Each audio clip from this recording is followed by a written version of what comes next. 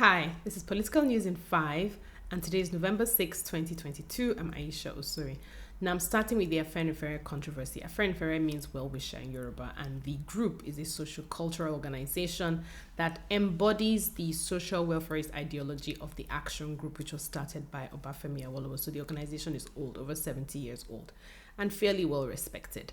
Now, although they're not a political party, they've always been fairly political in the sense that, for example, in 1999, the Alliance for Democracy, the party that swept power in all of the Southwest, adopted the Afenifere agenda as its manifesto.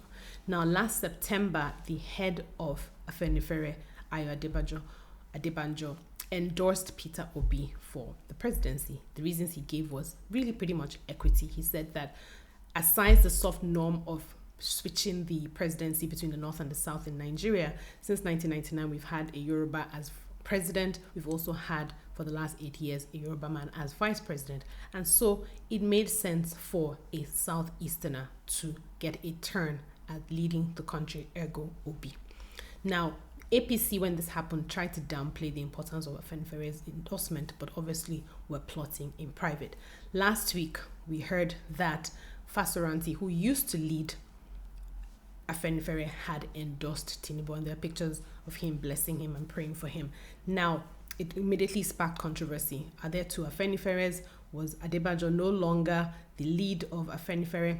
Turns out that obviously there's some subterfuge going on. The organizing secretary has been in the press saying that the endorsement of Fasoranti supersedes that of Adebanjo, but Fasoranti, bless him, has come out and said no, Adebanjo remains the lead of Afenifere. This one reminds us of the trickery of Esau and Jacob in the Bible.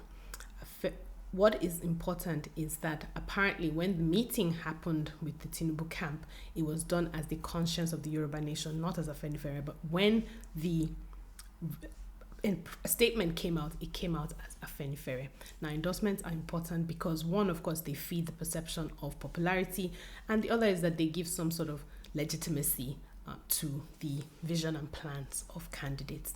Second thing to talk about is Tinubu's campaign plan, which was published last week. It's going to start in Jos, which is the home of Governor Lalong, who is the chair of the APC presidential campaign. Tinubu has started moving seriously since his slow start. Last week, he was also meeting with the business sector in Lagos. A bit of controversy around that, the fact that he had lots of people speaking and sharing their plans as his plans, and people pointed out that this is just another sign of possible deniability in the future of such plans and promises, and of course issues around coherence and stamina. Others point out that no, this is evidence that he has a great team around him. He's well prepared, he'll delegate, and where have we heard this before? Now, two things are interesting from the schedule for me. One is that he's going to be campaigning in the Southeast on Mondays. That's November 21st, he'll be in Imo State, and January 30th, he'll be in Anambra. Now, since for over a year, the indigenous people of Biafra, aka IPOB, have made Monday a compulsory stay-at-home day, which they enforce sometimes with violence. So it's quite bold of Tinubu to decide to campaign in the Southeast on Imo. I like that, actually. Now, let's see and hope that happens. The second thing that's interesting is that he's going to spend 6 days abroad in December campaigning. Now, APC have been mocking Obi and Atiku for their campaign trips abroad. So it's interesting to see what spin they'll put on this. It's also going to be interesting to see who they meet with when they get there. Now, prior to the 2015 elections, APC made a lot of noise about their engagement with the United States, the same United States that they now denigrate. What's important really is the endorsement of Nigerians at the end of the day. The international community is important, but they are secondary. The third and final thing I'd like to talk about is just the criminal activity and criminal relationship between our politicians, government, and the banks. Now, last week we heard that the candidate for the Kogi State House of Assembly flying the NNPP ticket, NNPP's Kwankwaso's party, was arrested for cyber crimes involving the loss of 1.4 billion naira from a bank. This man, Atumei, was found with, in cash, 320 million naira and $140,000. It's just criminal.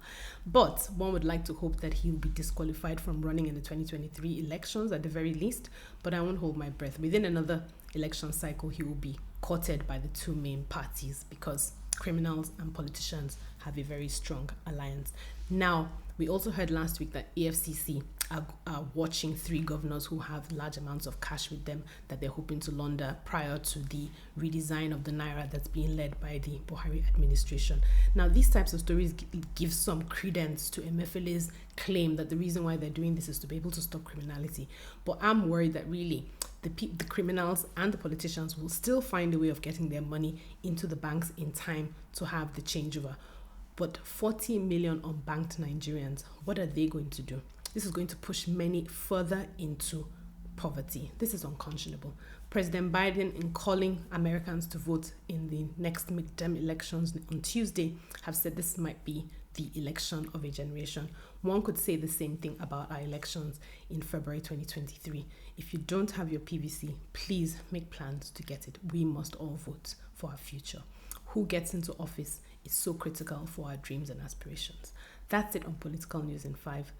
Do have a great week ahead and see you next week.